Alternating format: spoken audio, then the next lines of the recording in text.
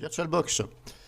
Donc je vais vous faire voir comment on va récupérer sa machine virtuelle .vdi VirtualBox de Windows vers Linux.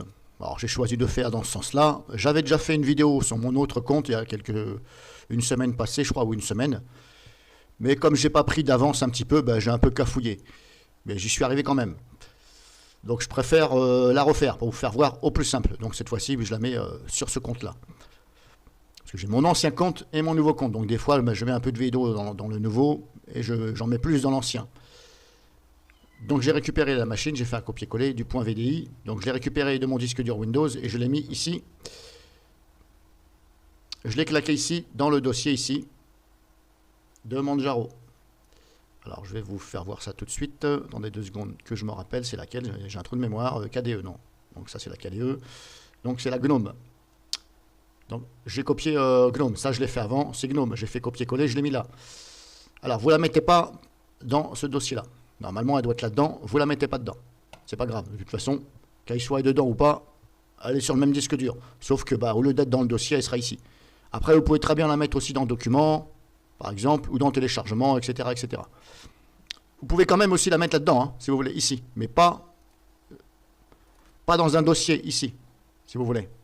Moi, je l'ai mis là, parce que c'est pareil pour moi. Après, je peux très bien la mettre dedans, si vous voulez. Donc, vous la mettez dedans, si vous voulez, ou là. Donc, j'avais dit, c'était GNOME ou machin, je ne me rappelle plus. Du coup, je ne me rappelle plus. C'est pas grave. Donc là, j'ai déjà KDE. Donc maintenant, c'est donc GNOME. Si je fais nouvelle ici, si je fais mode expert, voilà, GNOME. J'ai fait un copier-coller juste avant. Hein. Voilà, j'ai fait GNOME. J'ai fait comme si je la renommais. Mais je la renomme surtout pas. Je fais un clic droit. Je fais copier. Et là, je fais la croix. Je clique surtout pas sur renommer. Et là, j'ai fait coller ici. Mais vous avez vu, j'ai fait mode expert. Il faut surtout faire mode expert. Là, bah, à ce moment-là, vous réglez. Ici, vous mettez là, auteur Linux, parce que c'est une Manjaro. Donc, comme il n'y a pas Manjaro dans la liste, eh bien, moi, je mets autre Linux 64 bits. Ici, hop, vous mettez ce que vous voulez. Moi, je mets 2000. Utiliser un disque virtuel. Pardon, j'ai mon chat qui est en train de monter sur le clavier. C'est pas le moment. Donc, j'ai mis ça. Bah, là, vous la configurez, hein, tout simplement. Ici. Là, c'est donc Manjaro GNOME. Et là, c'est pas GNOME, moi, c'est l'autre. Donc là, vous l'ajoutez. Si vous allez la chercher. Donc, j'avais dit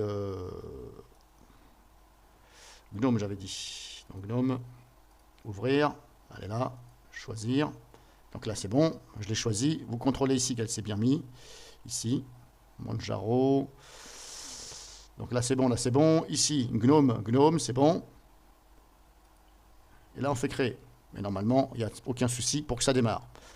Alors, recontrôlez aussi la configuration. Clic droit. Système, vous voyez, 2000. Là, je mets disque dur. Bon, moi, je fais comme ça. Hein. Vous faites comme vous voulez. Processeur. J'en mets 2. Le tout, c'est de dépasser le vert, là, de ne pas aller dans le rouge, surtout. Affichage, moi, je mets ça à fond. Je mets là. Ici, je mets, si on voit ça, on enlève. Stockage, ben, on laisse comme ça. C'est bon, normalement, c'est bon. Le reste, normalement, vous ne touchez pas en simple utilisation, vous ne touchez à rien, et OK. Et normalement, c'est bon, elle va se lancer sans problème. Donc là, hop, démarrer. En même temps, j'ai le chat qui me monte dessus. Alors, c'est pas mon chat, c'est à mon fils, mais bon, c'est pareil.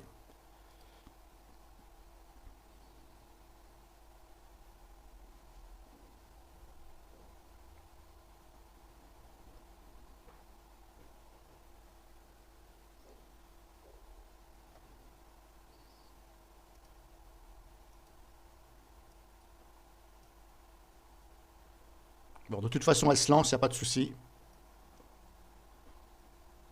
Donc, je vous ai fait montrer, ça se lance, normalement, c'est bon. Voilà, juste à la configurer. Alors, ça évite, pourquoi je fais cette vidéo? Parce que, peut-être que vous saviez déjà, hein, mais ça évite de tout refaire. Tout simplement.